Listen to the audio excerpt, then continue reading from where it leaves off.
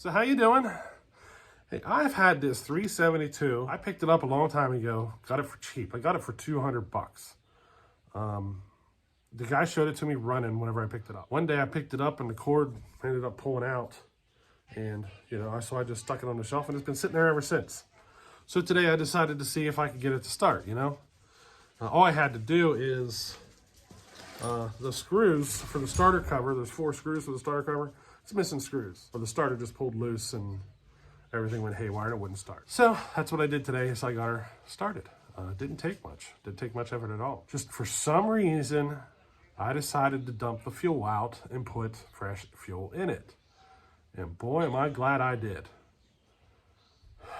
You're about to see why.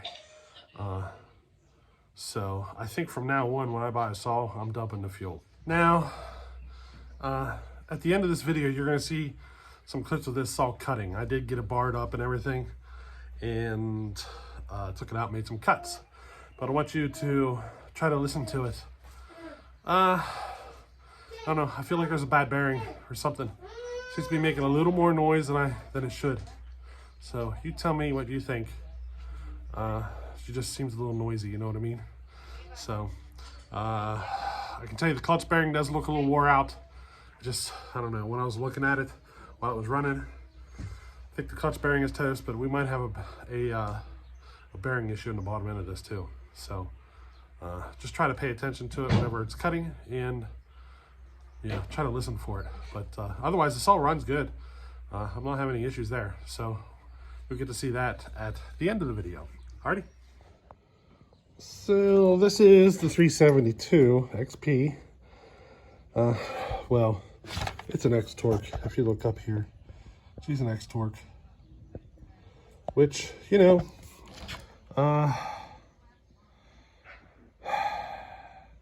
do I do with it? She needs a fuel tank, and Briscoe sent me one. I just haven't got around to that. All I've done was get it running. The on-off switch don't work. She was missing the choke rod, so I put a choke rod on it, and that's how I'm shutting it off now. I'm just choking it out. But I'm trying to decide what to do with it. It is a running saw. I got it running and everything, but what do I do with it? We know it needs a top end. It'll run with this top end. It'll run. It might be a little low in power or whatever, but it will run. I did get another top end though, but I don't know if I want to go with that route. Let me show you. So this is a 52 millimeter top end, Farmer Tech top end that I have here. So I could go this route. I just don't know if this is the route I want to go.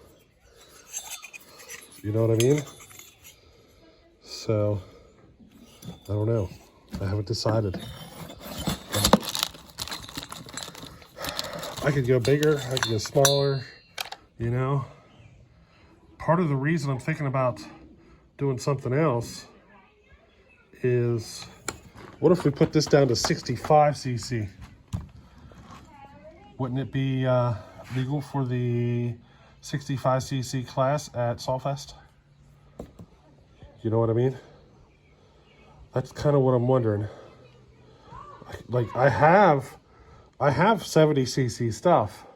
Like I got my my 372 clone that I could just run in 70 cc class stuff.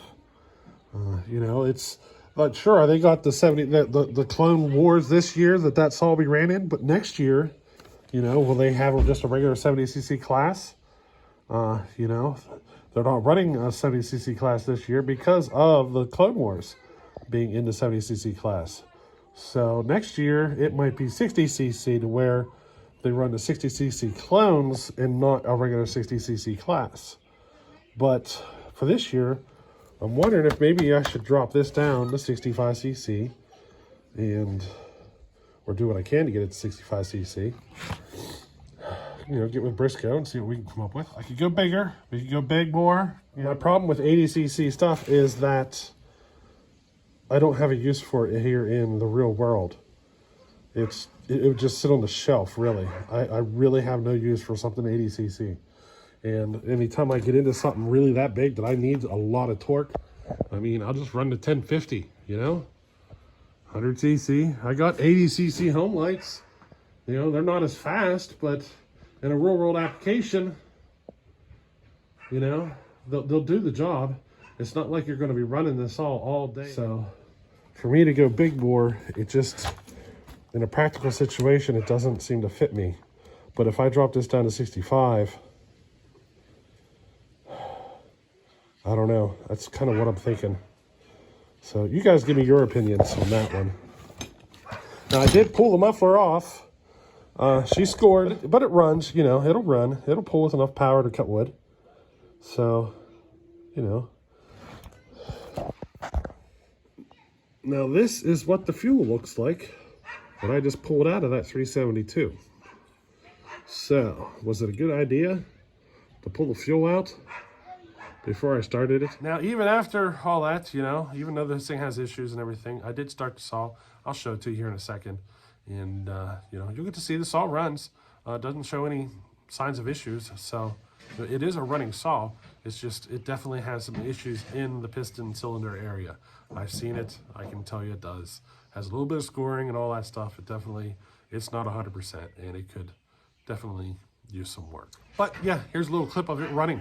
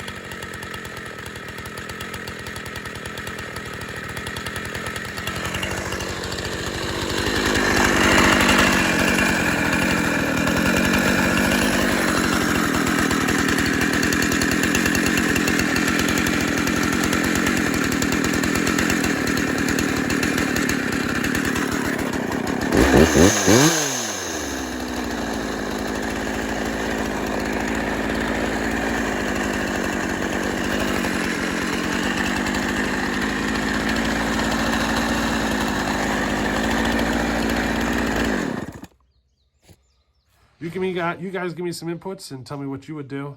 And, you know, hey, we'll catch you on the next one. Later.